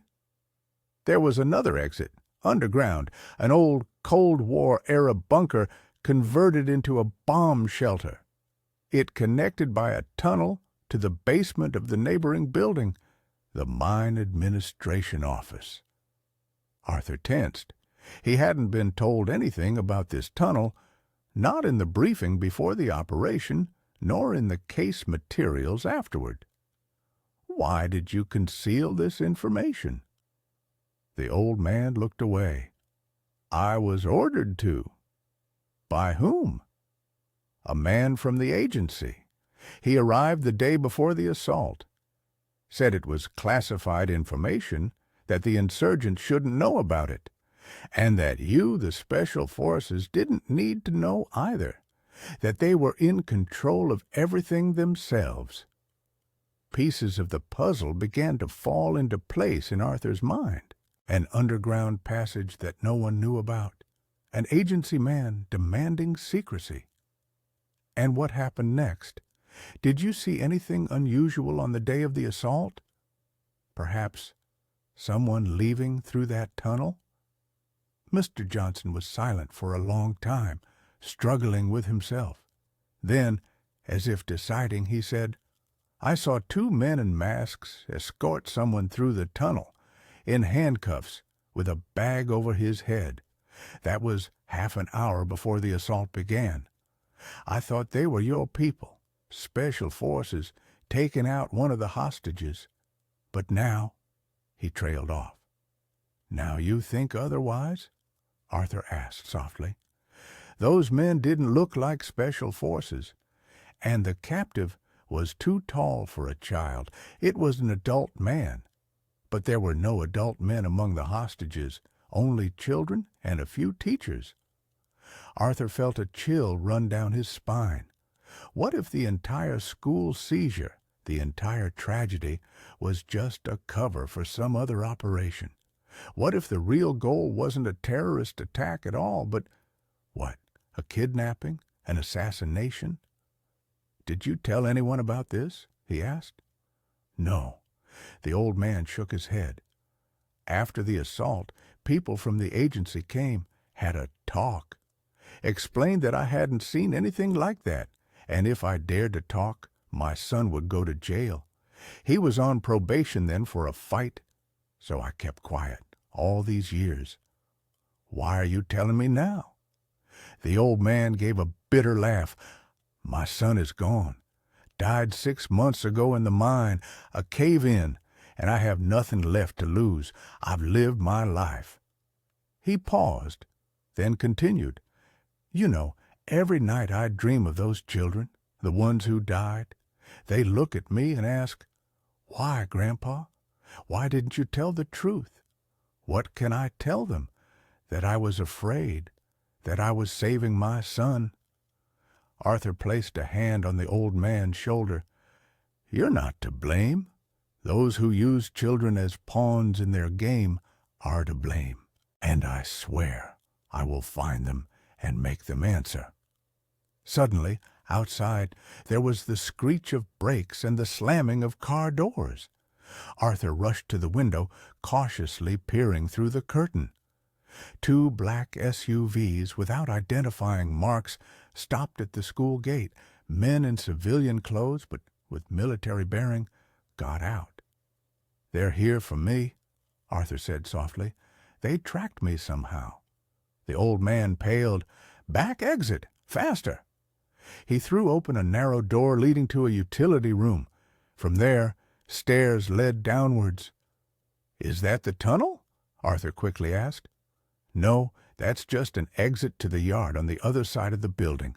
The tunnel was filled in long ago, right after that incident. Run, I'll hold them off. Arthur hesitated, leaving the old man alone with people who clearly didn't have good intentions. Don't worry about me, Mr. Johnson said, as if reading his thoughts. What can they do to me? An old man, almost 70, with little life left. But you must find the truth. For those children. There was a loud knock on the caretaker's door. Open up, old man, a rough voice shouted. Immediately. Comin', the caretaker grumbled, winking at Arthur. I'm quite old. My legs don't listen. Arthur squeezed his hand in gratitude and slipped through the door. He whistled, summoning Outcast. The wolf glided silently after him like a shadow. They quickly descended the stairs and found themselves in a small courtyard, surrounded by a high fence. In the fence was a wicket gate, secured by a simple latch. Arthur quietly opened it and slipped out into the alley. Outcast followed him like a shadow. They had run half a block when a gunshot echoed behind them, one, then another, then a third, and then a deafening silence. Arthur froze. He knew exactly what had happened. The old man had taken his bullet, which meant everyone who knew about the underground passage was now dead. Everyone except him. He had to get away, and fast. But where? Out of town. Pointless. They would find him again sooner or later, so he needed to find temporary shelter and process the information he'd received.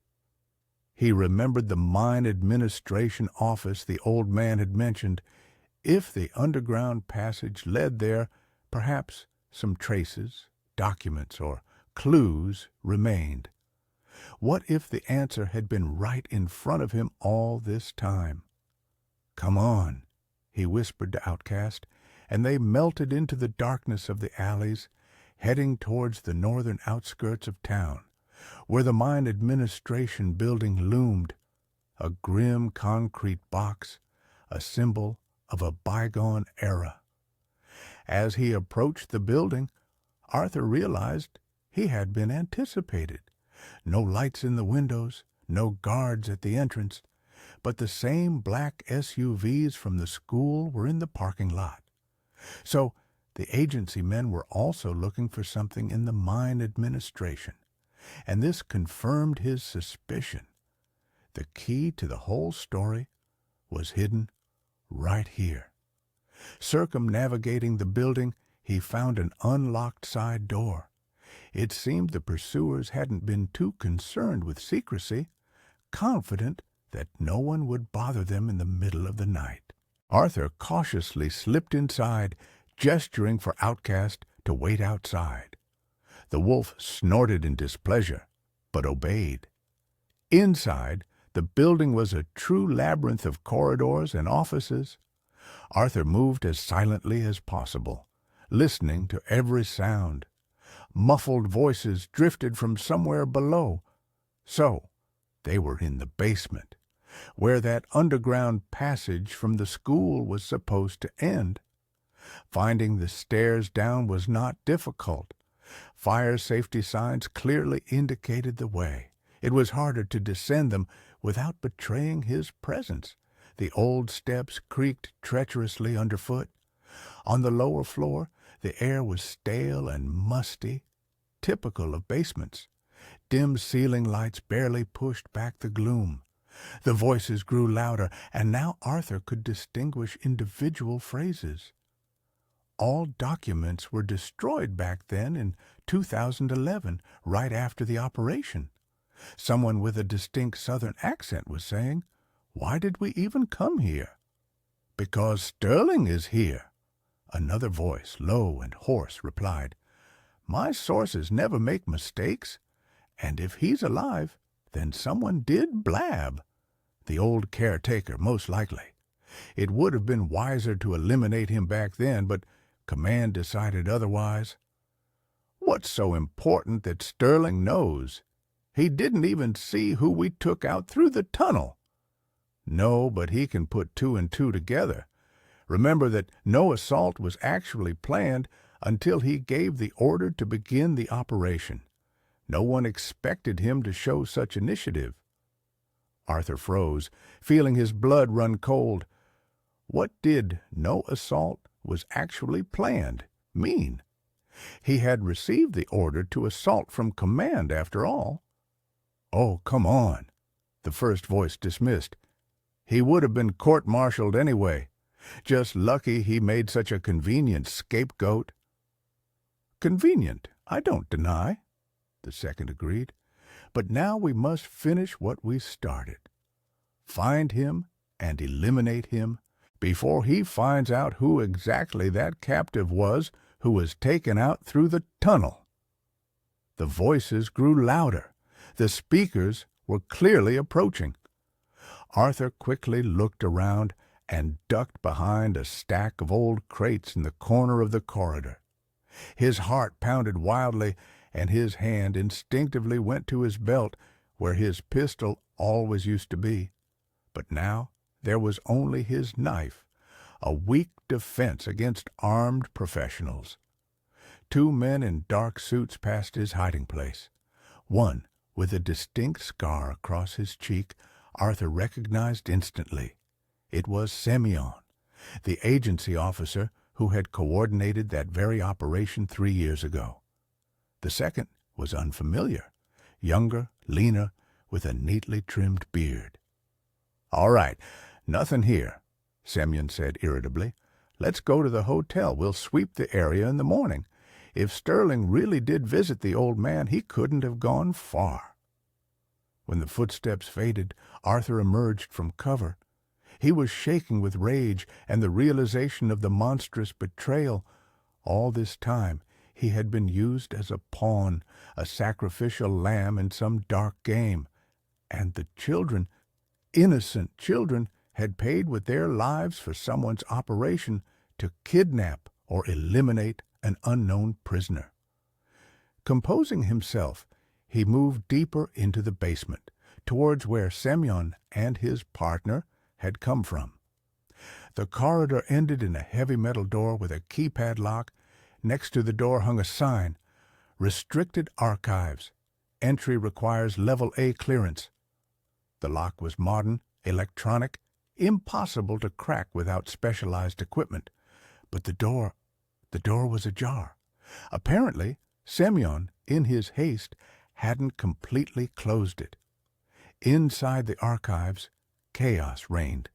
Drawers were pulled out, folders scattered across the floor, some documents burned right in a metal trash can. It seemed Semyon had been thoroughly covering his tracks. Arthur began sifting through the surviving documents, frantically searching for any clue. Most of the papers concerned the mine's current operations, production volumes, safety regulations, payments to miners. And then, amidst this mundane documentation, he stumbled upon a folder marked Top Secret with a strange classification, Operation Double. Inside were only a few sheets. Most of the table cells were blacked out with correction fluid or hatched, but one page remained relatively untouched, a list of operation participants with their code names. And there, among many unfamiliar names, Arthur saw a familiar one, General Ivanov, his direct superior, the man who had ordered the assault. And next to the name, a strange note, "Eliminate after completion." This entry took his breath away. Was his superior also a pawn, or a double agent? And who was taken out through that underground passage then? Could it have been General Ivanov himself? Deep in reading, Arthur didn't immediately hear the quiet footsteps behind him. He turned only when the cold barrel of a pistol pressed against the back of his head. "Don't move, Major," Semyon's icy voice said. "Hands up slowly. No sudden movements." Arthur obeyed. There was no choice.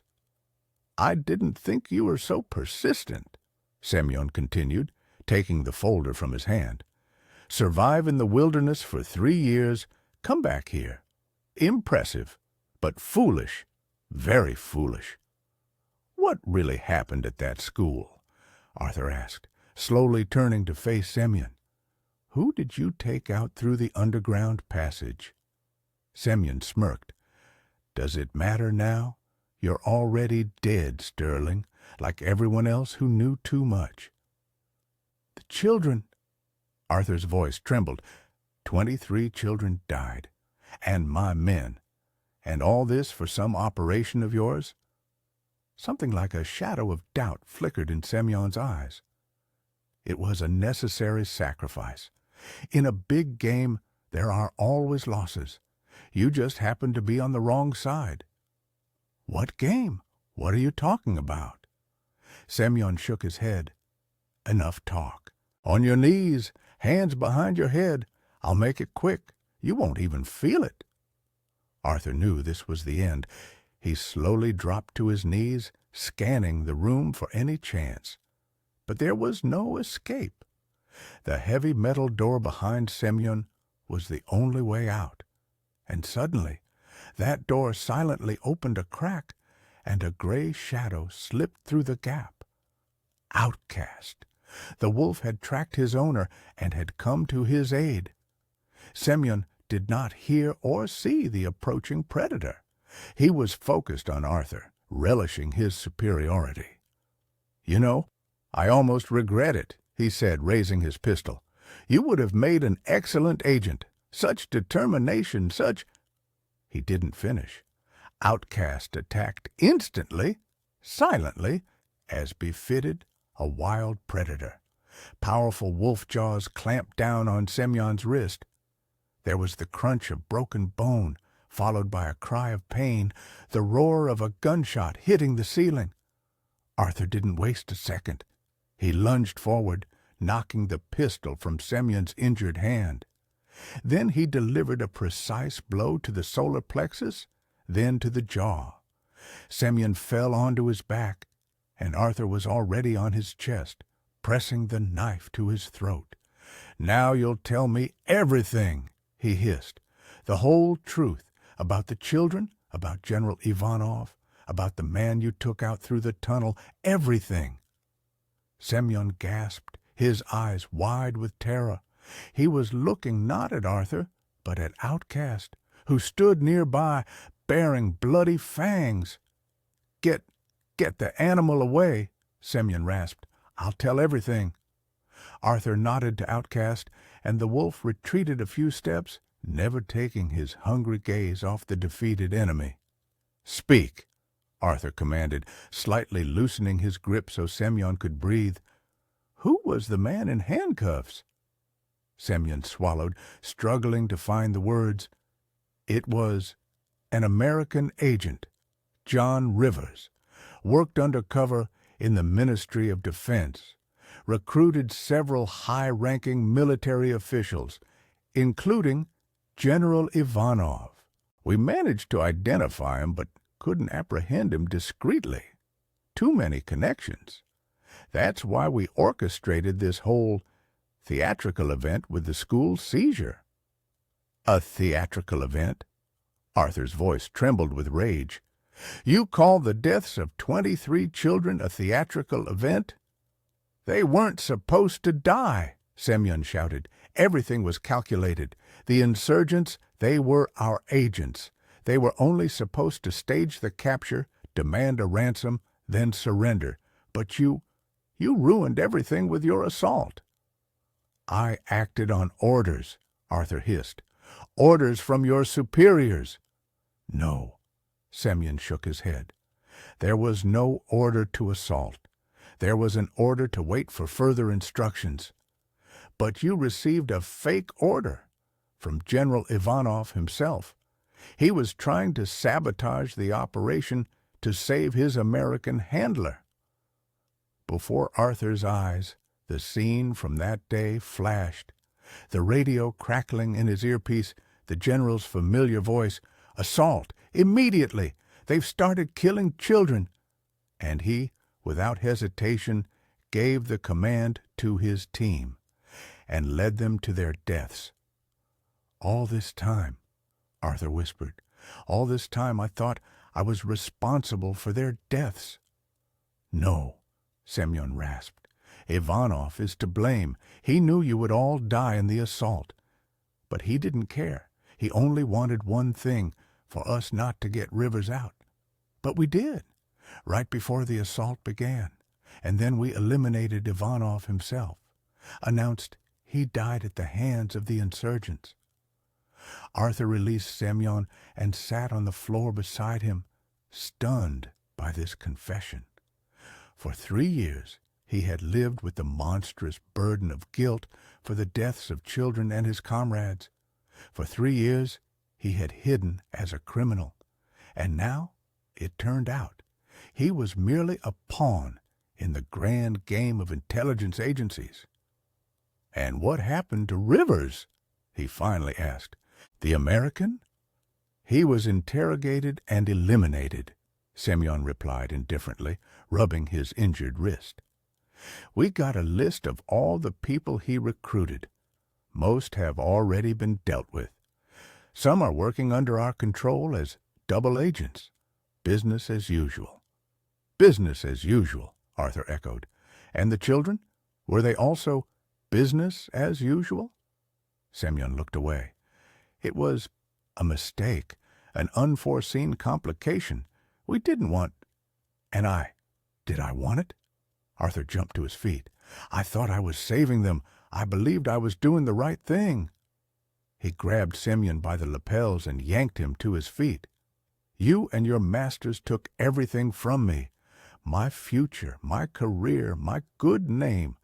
You made me a monster who gave an order that killed children, and now you say it was a mistake?" Semyon paled, clearly expecting a blow, but Arthur suddenly released him and stepped back. "You know what the worst part is?" he asked softly. "Not that you betrayed me, but that you betrayed them. The children who believed the state would protect them. The parents who still don't know the truth about the deaths of their sons and daughters. I will never forgive you for that." Semyon was silent, his head bowed. What could he say? What excuses could atone for the deaths of the innocent? "What will you do now?" he finally asked. "Kill me?" Arthur shook his head. "No, I'm not like you. I'll take these documents." He picked up the folder from the floor. "And tell the world the truth about what really happened in that school, about how high-ranking officers betrayed their country and their citizens for political games." "No one will believe you," Semyon sneered. "Who are you? A fugitive criminal accused of hostage deaths, and on my side, the entire state security apparatus, all the media, the whole propaganda machine. They'll declare you insane, a terrorist, a foreign agent, and quickly eliminate you." Arthur understood that there was some truth in Semyon's words. The system was too powerful for one person to openly defy it. "Perhaps," he nodded, "but I have to try. For those children, for the truth." He turned, preparing to leave, when Semyon suddenly lunged forward. A blade glinted in his hand, a small stiletto, hidden in his sleeve. A classic trick of intelligence agents always have a backup weapon. But Outcast was faster. A gray flash intercepted, and powerful jaws clamped onto Semyon's throat. A crunch, a death rattle, a fountain of blood. "No!" Arthur cried, rushing towards the wolf. "Let go! Let him go!" But it was too late. Semyon lay on the floor, his eyes open, but seeing nothing. The artery in his neck was severed. Blood spread across the concrete floor. Arthur knelt beside the body. This wasn't how he wanted it to end, not with murder. But did he have a choice? Semyon had chosen his own fate when he decided to attack stealthily. Outcast stepped back, licking his bloody muzzle. In his yellow eyes there was no remorse, no regret, only wild primal justice. "We need to go," Arthur whispered, rising to his feet. "Quickly." He gathered all the documents related to Operation Double and stuffed them into his rucksack. Then he wiped his fingerprints from all the surfaces he had touched. Semyon had mentioned a partner before his death. He could return at any moment. Slipping out of the archive, Arthur and Outcast moved towards the building's exit. Fragments of the conversation with Semyon whirled in his head, forming a terrible picture of betrayal, cynicism, and utter disregard for human lives. What would he do with the information he had obtained? Could he truly convey the truth to people? Or was Semyon right, and the system would crush him at the first attempt to speak out? Stepping outside, Arthur deeply inhaled the cool night air. The rain had stopped, and stars appeared in breaks in the clouds. Somewhere out there, beyond those stars, lived the souls of those children, and they deserved for the truth about their deaths to finally be known. "Come on, friend," he said softly to Outcast. "We still have a lot to do." The wolf looked at him with its wise eyes, as if understanding the full weight of the decision, and silently followed. They walked through the deserted streets of the sleeping town, two outcasts, two fugitives, bound by an incredible friendship and a shared destiny. Ahead lay uncertainty, dangers, possibly death. But there was nowhere to retreat. They owed too much to the dead. A year passed. The small frontier village of Cedar Creek lived its usual life. Seasons changed, children were born, old people passed away. Life flowed according to its own laws, unhurried and measured. In the house on the outskirts, the very one where old Mr. Ivan used to live, now resided a new owner, a tall, stern man with a scarred face and an eye patch over his left eye. The locals called him Arthur Evans and treated him with respect. Though reclusive, he was just and hard-working. And his dog, a huge wolf dog with a silvery coat, struck fear into the village boys, though it never harmed anyone. Arthur lived a secluded life, rarely appearing in the village, spending most of his time in the wilderness or at his computer, which he had brought from the city. Neighbors sometimes saw lights in his windows late into the night. No one knew who this man had been before. Rumors circulated that he was a soldier, that he had fought somewhere overseas, that he had lost an eye there. But he himself never spoke of his past, and no one in the village knew that every evening, when all sounds quieted, Arthur would sit at his old laptop and continue working on a book that told the truth about the New Stone tragedy, a truth the world had to know. On his desk lay a folder marked Top Secret, with a faded stamp, Operation Double. Beside it, a stack of newspaper clippings, photographs of children who died in the assault, a map of the school's underground tunnels. Over the past year, he had managed to find and interview several witnesses, reconstruct the entire chain of events, and gather evidence. The documents had been sent to a safe place, to a journalist whom Arthur trusted, with the condition that they publish them in the event of his death. But for now, he was alive and continued to fight for truth, for justice, for the fallen children. Outcast lay at his feet, still looking at his master with loyalty. The scars on his side had long healed, his limp barely bothered him, but the memory remained. "Just a little longer, friend," Arthur said softly, stroking the wolf's coarse fur on its scruff. "Soon it will all be over. Truth will prevail. I promise." Outcast whimpered softly, as if agreeing. He believed his human implicitly, as only a creature who had been through death and rebirth with him could believe.